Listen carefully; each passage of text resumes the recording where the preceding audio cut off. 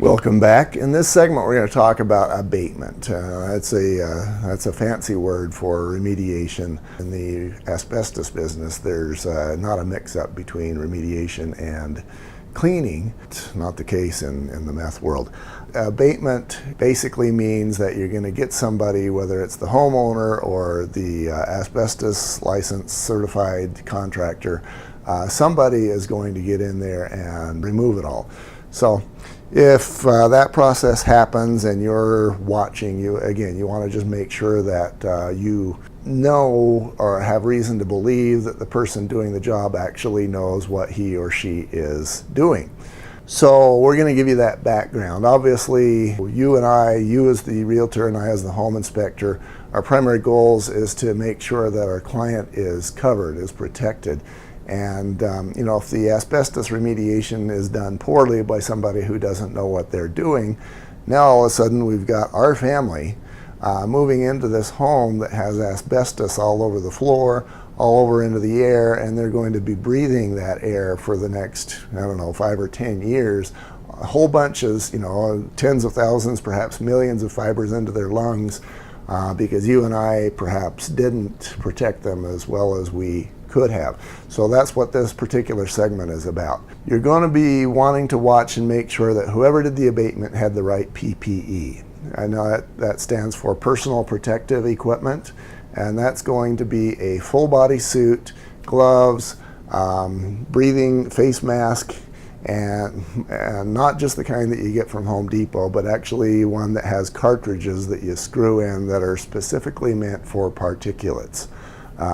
There's other kinds of cartridges that are meant for different kinds of chemicals, but where asbestos is a fiber, it's a particulate, it's a particle, and that's what you're going to want to be protecting yourself from or that's what the remediator is going to want to be protecting himself from.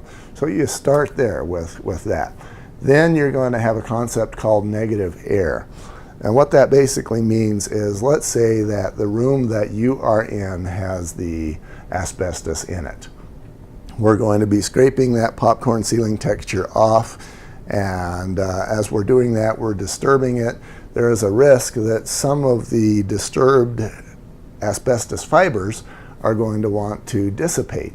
They're going to want to go into the room next door. They're going to want to be sucked into the furnace and be blown throughout the house. So as a result, we have what's called negative air. Of course, part of what that means is that if there is a duct system inside that room, it's sealed, it's blocked off. That's part of what is done at the very beginning. Another thing is that you create negative air so that basically if there is any air movement into or out of that room, you force air to not flow out, but to flow in. You do that by hooking up a HEPA vacuum. HEPA meaning high efficiency particulate air.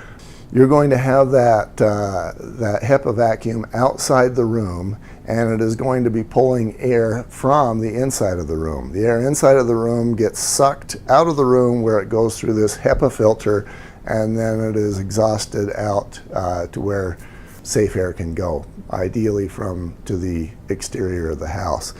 So when that happens, if there is any airflow, because the air is being sucked out of the room by the vacuum, that means that the natural air inside the house is trying to replace. It's moving in from the door to the room into the room itself.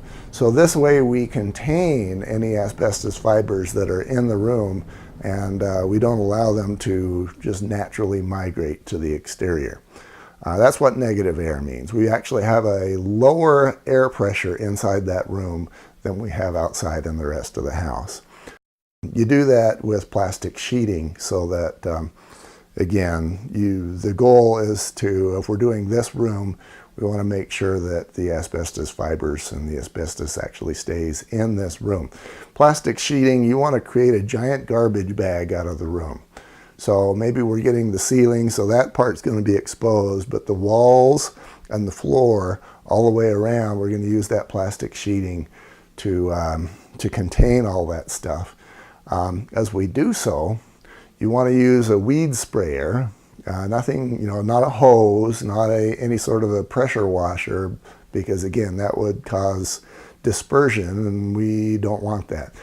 You want to use a weed sprayer to just get that stuff wet.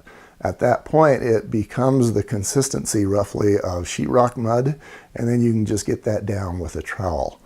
If it's done right, that material all goes on the floor of the tarp, and that can be rolled up and sealed. If you're a homeowner, it can go in the garbage can. If it's a business, that is hazardous waste and needs to be disposed of as a hazardous waste.